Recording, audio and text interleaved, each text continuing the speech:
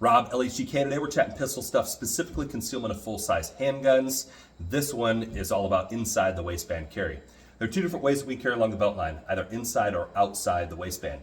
Inside the waistband tends to be a little more concealed, but a little less comfy.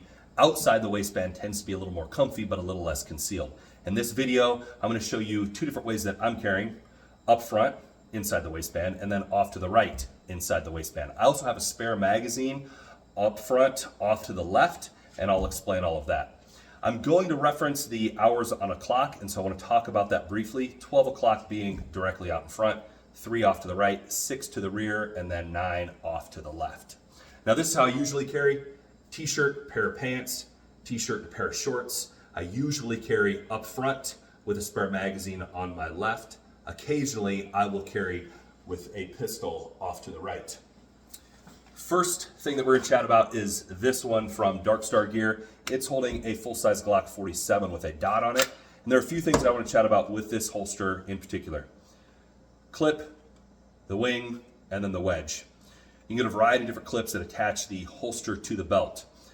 Plastic loops, leather or nylon loops, and then metal clips. I really like the metal clips because they're a little more low profile. They don't get any memory from being pulled onto and off of the holster, and then they will grab the material.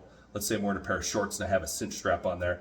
I can tighten that thing down and this will grab onto that material, stay in place as I present the pistol. Wings, variety of different wings. You can get them on pretty much every holster that you wear up front. The purpose of the wing is to aid in concealment. If I put the pistol back into the holster, I'm going to push on the wing, and the purpose is that it hits the belt and then rotates this portion of the pistol back of the body and just hides it a little bit more. The wedge has two purposes: aids in concealment and then gives you a little more comfort. The wedge pushes on the bottom part of the pelvis and rotates this portion of the pistol back into the body. And then this is a little bit obviously softer, so it is a little more comfy if you're carrying up front. I like having a wedge and a wing on my holsters, and if at all possible, I'll swap out any plastic or leather or nylon loops for something that's metal like this.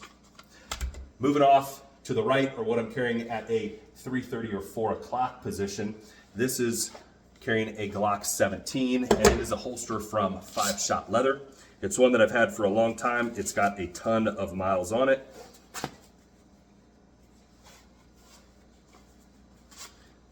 This is what it looks like.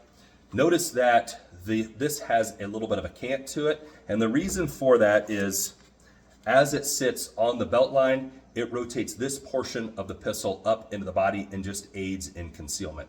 The other thing is, depending on how far back you go, it is a little bit easier to get a good grip on the pistol as it sits in the holster. Now this is a higher quality holster. Some you can definitely pick up lower quality ones. The big thing to be concerned with lower quality holsters would be that they will collapse, they will start to fray. Some of that material can get inside the trigger guard and actuate the trigger as you go back into the holster.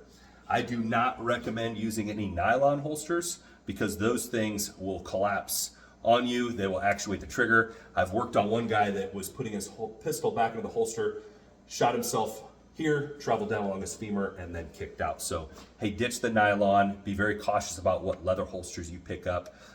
You can get all sorts of Kydex holsters that ride not only up front, but off to the right.